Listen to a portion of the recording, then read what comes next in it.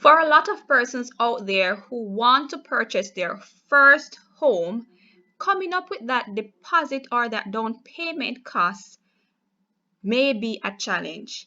If you are one of those persons who are out there trying to save that deposit or that down payment to purchase your first home and you are having a challenge, then this video is for you. In this video, I will provide you with practical tips or ways in which you can come up with that deposit amount. So stay tuned to this video. If you are new to my channel, welcome to Just Sharika. I am Sharika and I will be giving you this video to provide you with ways in which you can save your deposit. All right. So coming up with that deposit cost or that down payment for a lot of persons is a huge challenge. Whilst most of us are able to make that monthly payment towards a mortgage, coming up with that lump sum of money upfront is a challenge. However, it is very much doable. In order for you to come up with that deposit, you first need to know how much of a deposit do you need. So you need to have your eligibility letter from the bank or your pre-qualification letter from the bank stating the amount of money that you are eligible to borrow. From that amount, you will have to find out what that 10% amount that you need to put towards your deposit. For example, if you qualify for $10 million to buy a house, typically most banks will require that you pay a 10% deposit upfront out of pocket before they finance the balance that you will need to purchase that home. So you need to be clear on the amount that you need for your deposit. So find that 10% of that total cost and then you will know, okay, I need to find $1 million towards a deposit. So once you have that amount, that figure, that ballpoint amount that you will need, then you can start saving towards that $1 million that you will need for that down payment. All right, so the first thing that you need to do before you start saving is having an idea of the amount that you will need for your deposit. So once you have a clear idea of the amount that you need for your deposit, then you are one step in the right direction towards starting to save that down payment. So let us jump right into the ways in which you can use to save your deposit or your down payment on your first home. All right, so way number one, sell things of value. A lot of us have stuff laying around the house that we can actually use to save, that we can actually use to put towards that down payment. So if you have furniture laying around the house that you no longer need or that you can sell to help to offset that deposit account, go ahead and do that. Remember, purchasing a home is it's going to be one of your most expensive, if not the most expensive purchase that you will ever make in your life. And this is an investment in self. So if you have furniture laying around the house, if you have clothing, ladies, you have a lot of clothes, a lot of shoes that you can actually sell to make some small money that you can put in an account. If you have a car that you can sell or downgrade, if you have a car that you can downgrade and get a cheaper car, so you can use that money towards your deposit on your house. These are ways that you can actually save some money or put some money aside to purchase or to make that down payment. So if you have things laying around the house, so you can go in your house, look around to see things that you have there that you have not been using, that you can actually sell to get some money in. Remember, one cocoa, full basket, as we normally say in Jamaica. So start small, cut down on things in your house that you don't need, and use that money towards your deposit. So that's one way that you can save your deposit. Way number 2, reduce your expenses. A lot of us are living lifestyles that we can actually cut so that we can save more money. So look at yourself. Look at where you are living. Maybe you are renting.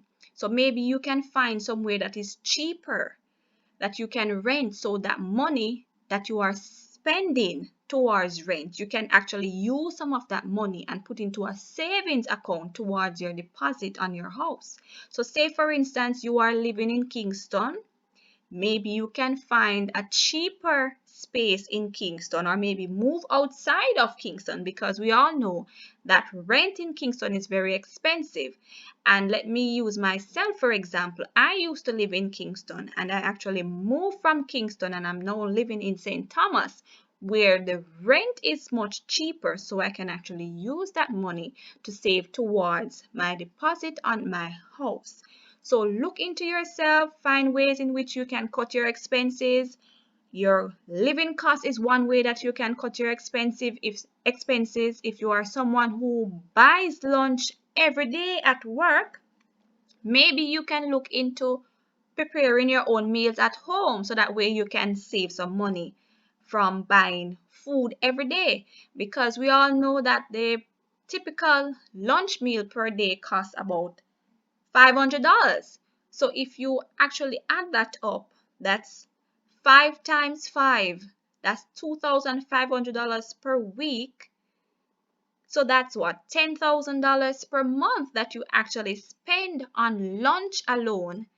And if you buy breakfast, you know that double the cost. So if you can prepare your meals at home, that's an extra way that you can reduce your expenses and use that additional money to put towards coming up with your deposit amount. All right, so step number 2 is that you can reduce your expenses. So look at your lifestyle and look at what you do every day and find ways to cut back on some of the things that you do. All right, so as I said, your housing and your food bill. If you're a shopaholic, you can cut back on the things that you buy. So if you normally go and do your hair every day, that's one of the things that you can try and reduce. So if you spend a lot on your nails, maybe you can do your nails less frequently, ladies, or your hair less frequently, or you can find a cheaper hairdresser or a cheaper nail salon. Cut back on your expenses. So that's step number 2. Step number 3, increase your income. So for us here living in Jamaica, we are no strangers to hustling.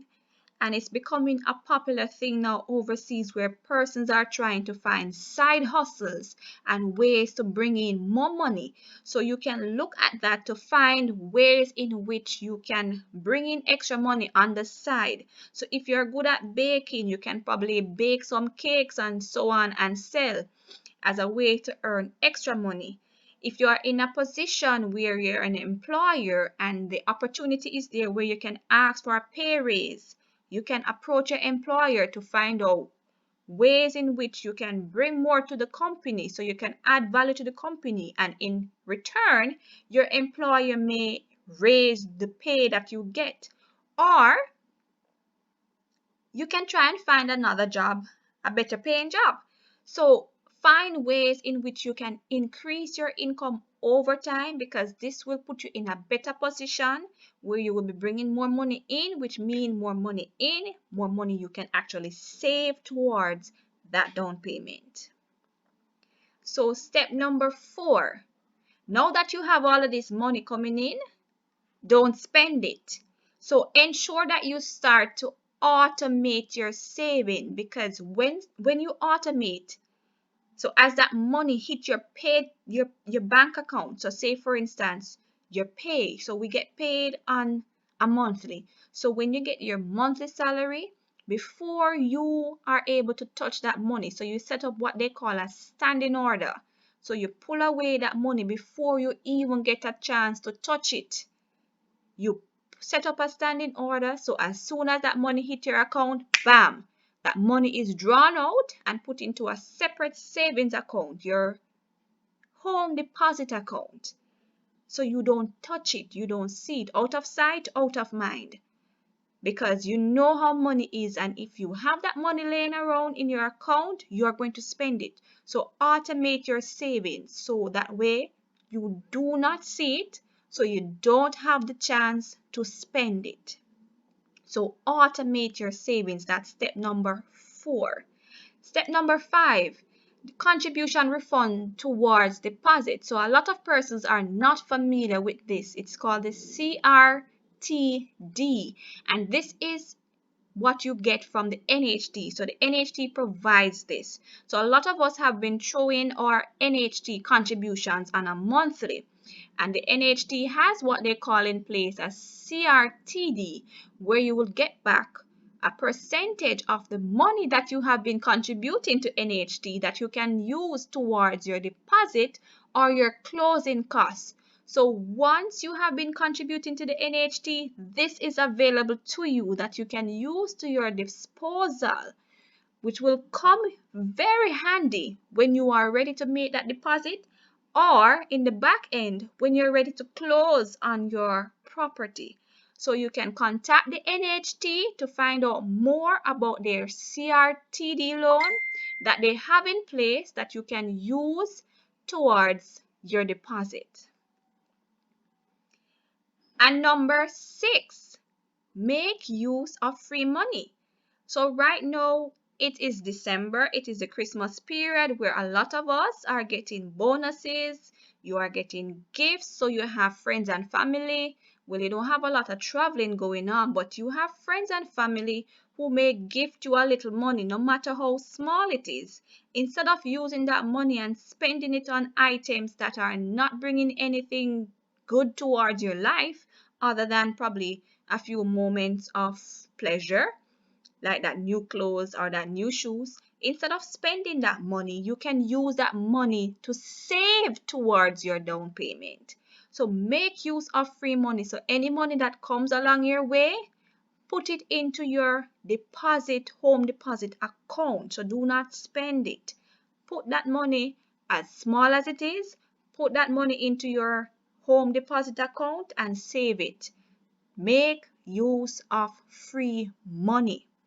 All right, so that's tip number 6. Tip number 7. All right, so I am not a big one on this, but I know it has worked for a lot of persons. So I will still add it to my list, and it is to get a loan.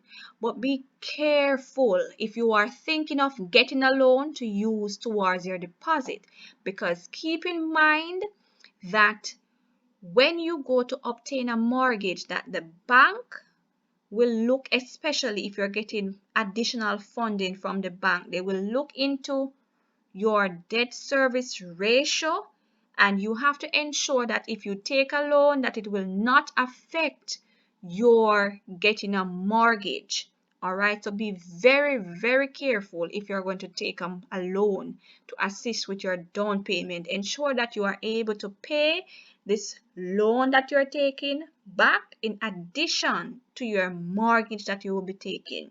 All right, so be very, very careful if you are going to take. Ensure that your salary can cover paying both loans.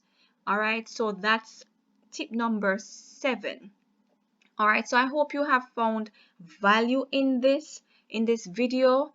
If you have any additional steps that persons out there can take in order to come up with that down payment, if you have already purchased a home, you can share your experiences so other persons who are in the process or who are thinking about the process but are not quite there yet can learn from your experience. So you can leave a comment down in the comment section and share your experiences with us so we can all learn together.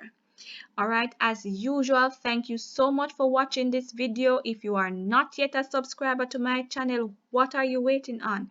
Click that red subscribe button right down there on the right and become a member of the family. Remember to give me a thumbs up, like this video, share it with someone who is also in the process of buying their home, so that they can also learn from the channel.